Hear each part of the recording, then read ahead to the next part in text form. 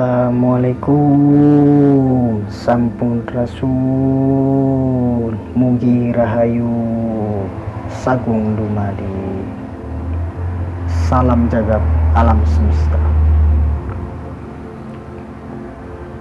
Kita tanamkan sholawat pada diri kita, karena sholawat akan membawa kita kebahagiaan dunia dan akhirat, dan kita mempunyai hajat tujuan kita.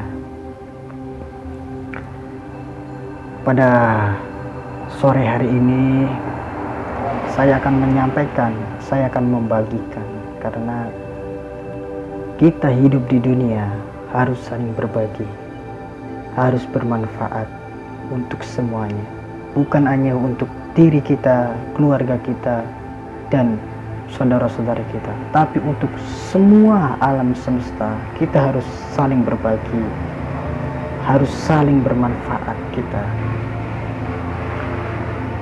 Untuk hari ini saya akan menyampaikan bagaimana kita belajar zikir dengan olah nafas.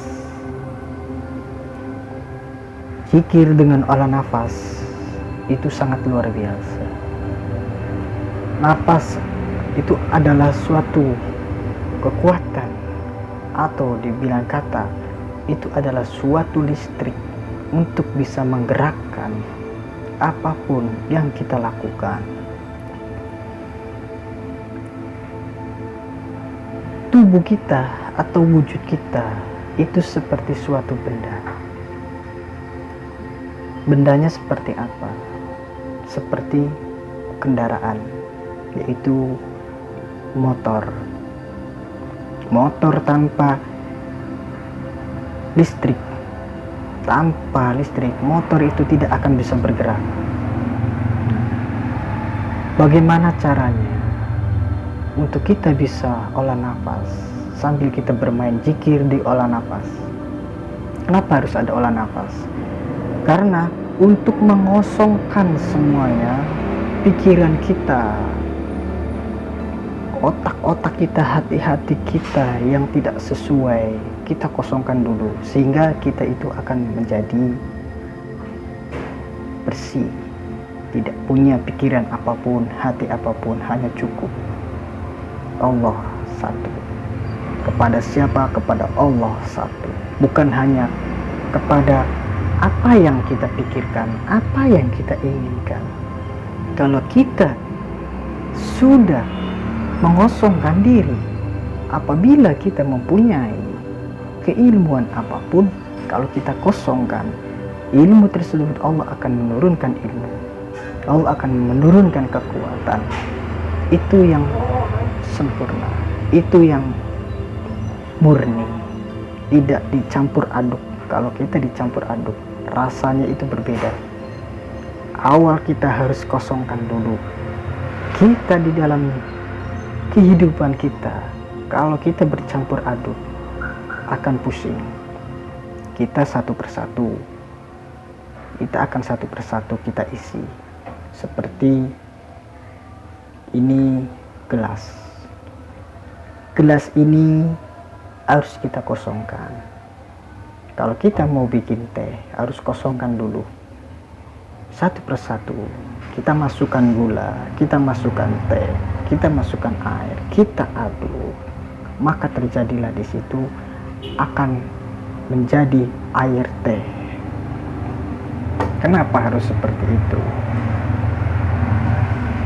Karena kita, kenapa? Kalau kita berzikir, kita kebanyakan sensasi, kebanyakan hal-hal yang tidak diinginkan, kebanyakan hal-hal yang mempengaruhi hati kita, mempengaruhi pikiran kita, sehingga kita berzikir tidak tahu kemana zikir kita, kemana arah zikir kita. Karena kita tidak bisa, karena kita tidak mengkosongkan pada diri kita ini. Kita tidak punya apa-apa, kita tidak bisa apa-apa, hanya dengan Allah yang bisa. Nah, disitulah, karena napas itu adalah penggerak. atau listriknya atau dayanya di situ. Nah, tanpa napas kita tidak bisa bergerak, kita tidak bisa kemanapun. Hanya kita diam, karena tidak ada yang digerakkan, karena tidak ada daya, karena tidak ada kelistrikan, karena tidak ada napas di situ. Nah, sehingga ketika kita zikir ngeblank, kita kemana arahnya kita tidak bisa. Kita dengan kefokusan. Nah, disinilah orang napas itu untuk kefokusan kita.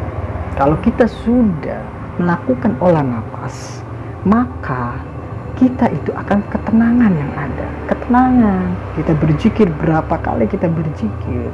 Kita pakai tasbih, kita berzikir ratusan, ribuan. Kita ketenangan, tidak ada pikiran kemana-mana, tidak ada hati yang kemana-mana. Nah, disitulah bagaimana caranya kita mengolah napasnya. Nah, awas, semuanya ada kunci.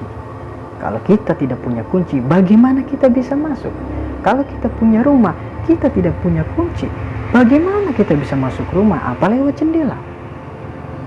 Nah, apa kita mendobrak? Itu cara yang tidak sesuai. Kalau kita punya rumah, ada pintunya, kita harus mempunyai kunci. Kalau kita sudah punya kunci, kita buka pintunya, maka kita akan bisa melihat di dalam rumah kita. Ada TV, ada kipas, ada dispenser, ada AC, kita bisa melihat. Nah, disitulah hasilnya akan kita ketahui.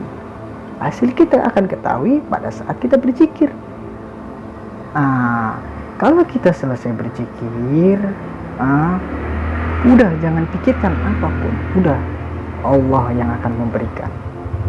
Allah yang akan memberikan, karena berzikir itu adalah modal kita, proposal kita untuk mengajukan. Kalau proposal kita diterima, maka kita akan di-ACC. Kapan akan dikabulkan? Kapan akan didapatkan? Itu sesuai dengan ACC kapan kita akan diberikan. Nah, disitulah.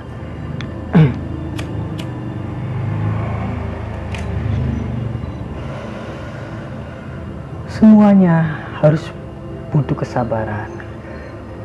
Semuanya harus butuh ketenangan. Nah, oke. Singkat. Bagaimana cara kita mengolah nafas supaya kita ketika kita mau berzikir, kita ada ketenangan, kita ada keistiqomahan, kita tidak mempunyai pikiran, mau hati pun yang kemana-mana. Hanya cukup diam, duduk, dan menikmati dan merasakan. Nah, jadi kalau kita mau belajar olah nafas itu terserah yang seperti apa. Mungkin sahabat-sahabat semua diberikan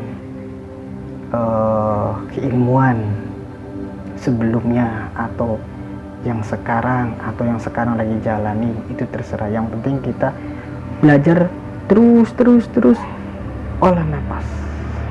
Nah, karena olah nafas itu bisa menyembuhkan diri kita sendiri, bisa menyembuhkan orang lain. Kalau kita istiqomah, kita rajin untuk belajar, sering belajar olah nafas. Nah, listrik pun aki saja, aki selalu sehari-hari kita pakai. Nanti berapa tahun aki itu akan mati karena dayanya nggak ada. Kalau dayanya nggak ada, bisa disetrum, bisa airnya ditambahin, nah akan menjadi ada listrik lagi di situ. Nah, jadi kalau kita mau olah nafas, terserah. Yang penting kita keterangan, kita pakai nafas kita, gitu kan. Jadi jangan lupa juga kita itu harus minta perlindungan Allah Subhanahu wa Ta'ala. Ya, kita minta kasih sayang Allah, kita minta ampunan sama Allah, dan kita jangan lupa kita bersahadat. Nah, pun kita harus bersolawat. Nah, di situ kita tenangkan dulu pikiran kita, rilekskan dulu pikiran hati kita, kegalauan kita. Kalau kita sudah merasakan tenang, kita tarik nafas, tahan dulu di atas, kemudian kita keluarkan nafas pelan-pelan, kita tarik lagi nafas, keluarkan pelan-pelan, kita keluarkan lagi, kita tarik lagi nafas, kita keluarkan nafas pelan-pelan.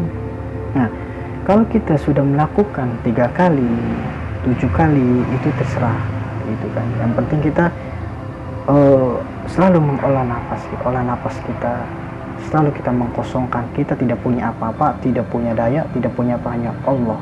Maka ketika kita mengolah nafas itu adalah mengolah nafas itu, kita itu minta sama Allah. Di dalam hati kita itu minta sama, ya Allah, berikanlah kekuatan, berikanlah energi, berikanlah daya pada diri kita. Nah, di situ kalau kita sudah ada ketenangan, baru kita mulailah kita berzikir. Terserah mau berzikirnya apa, sholawat, istighfar, subhanallah, hasbunallah, apapun silakan. Nah, terus kita akan ketenangan, kita zikir ketenangan. Nah, kalau kita zikirnya dalam tenang, maka tidak ada yang mengganggu kita, tidak ada yang membelokkan kita, karena kita tenang hanya untuk zikir, hanya kita zikir.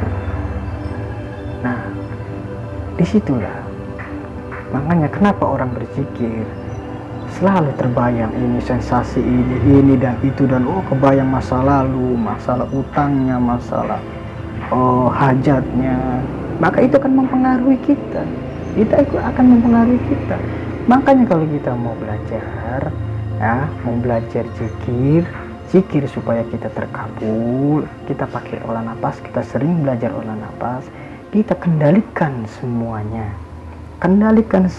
pikiran, otak kita, hati kita kendalikan. Jangan sampai kita yang dikendalikan, tapi harus kita yang mengendalikannya. Di situ. Nah, mungkin sekian kawan-kawanku, saudara-saudaraku, sahabat-sahabatku. Next nanti akan memberikan lagi pengalaman, akan saya berikan lagi, akan saya berbagi, atau kita saling membantu. Bagaimana kita berzikir yang benar, bagaimana kita mengolah napas kita, atau kita meditasi yang benar. Nanti saya akan kasih lagi. Nah, di situ terserah mau zikirnya seperti apa, terserah. Nah, hanya kita harus sering kita olah napas, supaya kita itu tidak kosong sedikit, kita olah napas lagi, kita cas lagi. Baterai HP aja kalau kita mainan game, nonton YouTube atau apa, kalau udah lowbat kita cas. Makanya di situ kita pun manusia, kita pun masih hidup di dunia. Kalau kitanya lowbat, segeralah cas, jangan sampai benar-benar habis. Mungkin di situ sahabat-sahabatku, semoga bermanfaat. Hanya Allah yang benar, yang salah adalah saya. Allah maha segalanya, Allah yang maha besar, Allahu Akbar, Allah yang maha pengasih dan maha Rahman Rahim. Disitulah jangan kita merasa punya, jangan kita merasa pintar, jangan kita merasa berilmu, tapi Allah semuanya yang punya, bukanlah kita. Kita hanya hidup di dunia, hanya apa? Untuk menjalankan apa yang diperintahkan Allah, yang disesuaikan dengan Quran dan hadis dan sunnah dan wajib. Kita tidak boleh mencari apa-apa. Nah, maka kalau kita mencari apa-apa, nanti kita akan tersesat. Yang penting kita jalankan apa yang diperintahkan Allah, apa yang ada di Quran dan di hadis. Di situ. Terima kasih sahabat-sahabatku. Semoga sahabat-sahabatku ini diberikan rezeki, diberikan panjang umur, diberikan jodoh, diberikan anak yang soleh dan soleha, diberikan istri yang soleh, diberikan suami yang sebagai pemimpin yang baik, pemimpin yang bertanggung jawab. Mungkin sekian dari saya akhiri. Wassalamualaikum warahmatullahi wabarakatuh.